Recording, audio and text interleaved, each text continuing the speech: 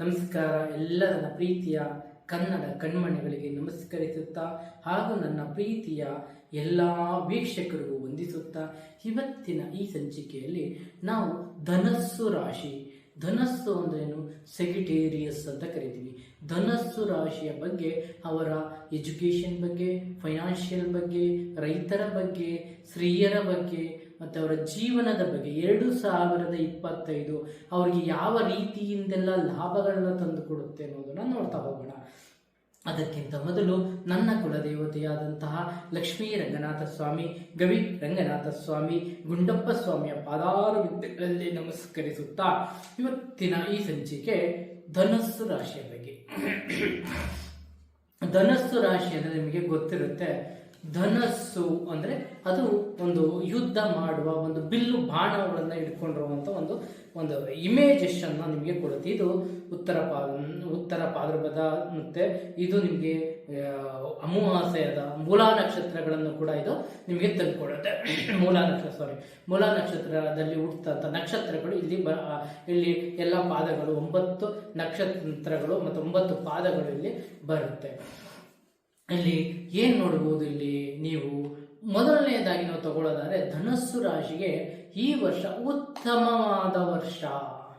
ಇವರಿಗೆ ನೋಡಿ, ಗುರು ಕೂಡ ತುಂಬಾ ಚೆನ್ನಾಗಿದ್ದಾನೆ. ಅವನದೇ ಮನೆ ಮತ್ತೆ ಮಿಥುನದಲ್ಲಿ ಗುರು ರಾಹು ಮಿಥುನದಿಂದ 9ನೇ ಮನೆಗೆ ಬರ್ತಾ ಇದ್ದಾನೆ. ಹಾಗಾಗಿ ರಾಹು ಕೂಡ ಚೆನ್ನಾಗಿದ್ದಾನೆ, ಗುರು ಚೆನ್ನಾಗಿದ್ದಾನೆ, ಚಂದ್ರ ಚೆನ್ನಾಗಿದ್ದಾನೆ, ಕೇತು ಚೆನ್ನಾಗಿದ್ದಾನೆ. ಹಾಗಾಗಿ ಈ 4 ಗ್ರಹಗಳ ಅವರ ಎಲ್ಲ ಸರೌಂಡಿಂಗ್ಸ್, ಎಲ್ಲ ಗ್ರಹಗಳು ಅಚ್ಚುಕಟ್ಟಾಗಿ ಅವರಿಗೆ ಸರೌಂಡಿಂಗ್ಸ್ ಅಲ್ಲಿ ಸಪೋರ್ಟ್ ಮಾಡುವುದರಿಂದ ಈ ಧನುಸ್ಸು ರಾಶಿಯವರಿಗೆ ಈ ವರ್ಷ ಅತ್ಯುತ್ತಮವಾದ ವರ್ಷ.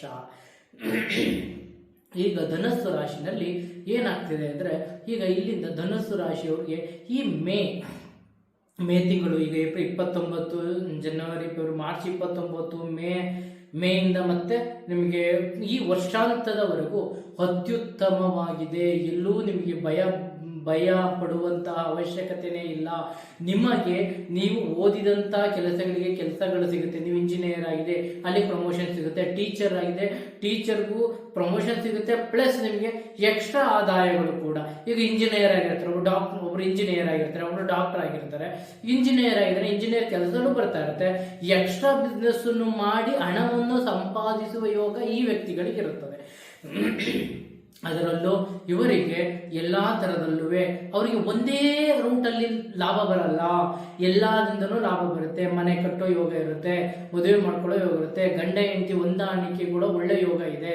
ಇವರಿಗೆ ಪ್ರತಿಯೊಂದರಲ್ಲೂ ಯೋಗ ಚೆನ್ನಾಗಿರೋದ್ರಿಂದ ಇವರು ಎಜುಕೇಶನ್ ಅತ್ಯುತ್ತಮವಾಗಿರುತ್ತದೆ. ಇವರು ಎಜುಕೇಶನ್ ಕೂಡ ನೋಡಿ, ಇವರು ಡಿಗ್ರಿ ಮತ್ತೆ ಡಾಕ್ಟರೇಟ್ ಮತ್ತು IAS IPS ಎಲ್ಲ ವಿಭಾಗದಲ್ಲೂ ಕೂಡ ಇವರು ಹೋಗಿ ಒಳ್ಳೆ ಸಾಧನೆಗಳನ್ನು ಕೂಡ ಮಾಡ್ತಾರೆ.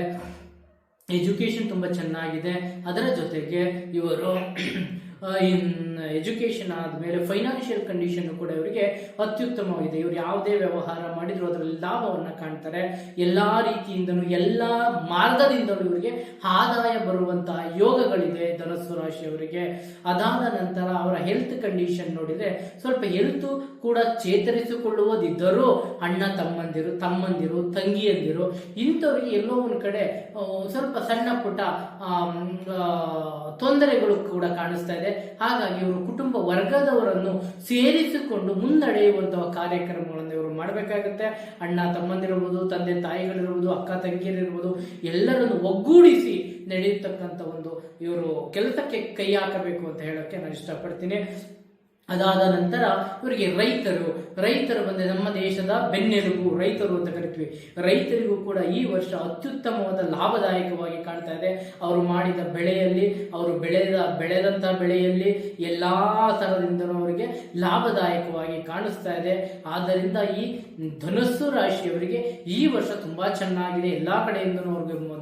ಆದರೆ ಒಂದು ಗಂಡ ಹೆಂಡತಿಯ ಯೋಗದ ಸ್ವಲ್ಪ ಸಣ್ಣ ಪುಟ್ಟ ತೊಂದರೆಗಳಾದರೂ ಕೂಡ ಅದು ಕೂಡ ಸರಿಯಾಗುವಂತ ಅದು ವರ್ಷದ ಮುಕ್ತಾಯದಲ್ಲಿ ಹೊಂದಾಣಿಕೆಗೊಂಡು ಹೋಗುವಂತ ಯೋಗ ಕೂಡ ಅದು ಕೂಡ ಚೆನ್ನಾಗಿದೆ. ಹಾಗಾಗಿ ಈ ವರ್ಷ 2025 ಈ ಧನುಸ್ಸು ರಾಶಿಯವರಿಗೆ ಯಾವುದೇ ತೊಂದರೆ ಇಲ್ಲದೆ ಎಲ್ಲ ಮಾರ್ಗದಿಂದಲೂ ಇವರಿಗೆ ಯಶಸ್ಸು, ಧೈರ್ಯ, ಸ್ಥೈರ್ಯ ಎಲ್ಲವನ್ನು ತಂದುಕೊಟ್ಟು ಇವರು ಧೈರ್ಯವಾಗಿ ಮುನ್ನುಗ್ಗಿ ಹಣಕಾಸಿನಲ್ಲಿರಬಹುದು, ಅವರಿಗೆ ಫೈನಾನ್ಷಿಯಲಿ ಆರ್ಥಿಕವಾಗಿಯೂ ಕೂಡ ಅವರು ಸದೃಢರಾಗ್ತಾರೆ ಅಂತ ಹೇಳೋದ್ರಲ್ಲಿ ಯಾವುದೇ ಸಂದೇಹವಿಲ್ಲ. ಅದರ ಜೊತೆಗೆ ಇವರಿಗೆ 9 ಲಾಭ ಇದ್ದರೆ ಇವರಿಗೆ 4 ನಷ್ಟ ಇರುತ್ತದೆ ಈ ವರ್ಷದಲ್ಲಿ. ಅದಾದ ನಂತರ ಇವರಿಗೆ ದಕ್ಷಿಣಾಯನ ಮುಖವಾಗಿರ್ತಕ್ಕಂಥ ಯಾವುದಾದರೂ ದೇವಾಲಯಗಳಿಗೆ ಹೋಗಿ ಅವರಿಗೆ ಒಂದು ಪೂಜೆಯನ್ನು ಮಾಡಿ ಬರ್ತಕ್ಕಂಥದ್ದು, ಅಥವಾ ಅವರಿಗೆ ಅಭಿಷೇಕಗಳನ್ನು ದಕ್ಷಿಣ ಮುಖವಾಗಿರ್ತಕ್ಕಂಥ ದೇವರುಗಳು ಯಾವುದಾದ್ರು ಆಗಿರಲಿ ಅಲ್ಲಿ ಪೂಜೆಯನ್ನು ಮಾಡಿಸ್ಕೊಳ್ಳೋದು, ಅಭಿಷೇಕವನ್ನ ಮಾಡಿಸ್ಕೊಳ್ಳೋದು ತುಂಬಾ ಅತ್ಯುತ್ತಮ ಇವರಿಗೆ. ಹಾಗೆ ಇವರು ಕೂಡ ಹೆಚ್ಚು ಮಕ್ಕಳ ಮೇಲೆ ಹೆಚ್ಚು ಪ್ರೀತಿಯನ್ನು ತೋರಿಸಿ ಅವರೊಂದಿಗೆ ಒಟ್ಟಿಗೆ ಇರುವುದು ಅತ್ಯುತ್ತಮ. ಮೂರನೆಯದಾಗಿ ಇವರು ಆದಷ್ಟು ದೇವರು ಅಥವಾ ಈ ನಮ್ಮ ಈಗ ಕ್ಷೇತ್ರಗಳು ದೇವರು ಇರತಕ್ಕಂಥ ಕ್ಷೇತ್ರಗಳಿರಬಹುದು, ಫಾರ್ ಎಕ್ಸಾಂಪಲ್ ಸುಬ್ರಹ್ಮಣ್ಯ ಇರಬಹುದು, ಶಿವನ ಮಂದಿರ ಇರಬಹುದು, ವಿಷ್ಣುವಿನ ಮಂದಿರ ಇರಬಹುದು, ಹೋಗಿ ದಕ್ಷಿಣಾಮುಖವಾಗಿರುವ ದೇವರನ್ನ ನೋಡಿ ಆ ದೇವರಿಗೆ ಇವರು ಪೂಜೆ ಸಲ್ಲಿಸುವುದರಿಂದ ಇವರಿಗೆ ಎಲ್ಲ ಶುಭ ಆಗುತ್ತದೆ ಅಂತ ಹೇಳ್ತಾ ಇವತ್ತಿನ ಈ ಕಾರ್ಯಕ್ರಮಗಳನ್ನ ಮುಗಿಸ್ತಾ ಇದ್ದೀನಿ. ಎಲ್ಲರೂ ನಮ್ಮ ಶಾಸ್ತ್ರ ಸಿದ್ಧಾಂತವನ್ನು ಸಬ್ಸ್ಕ್ರೈಬ್ ಮಾಡಿ, ಶೇರ್ ಮಾಡಿ, ಲೈಕ್ ಮಾಡಿ ಅಂತ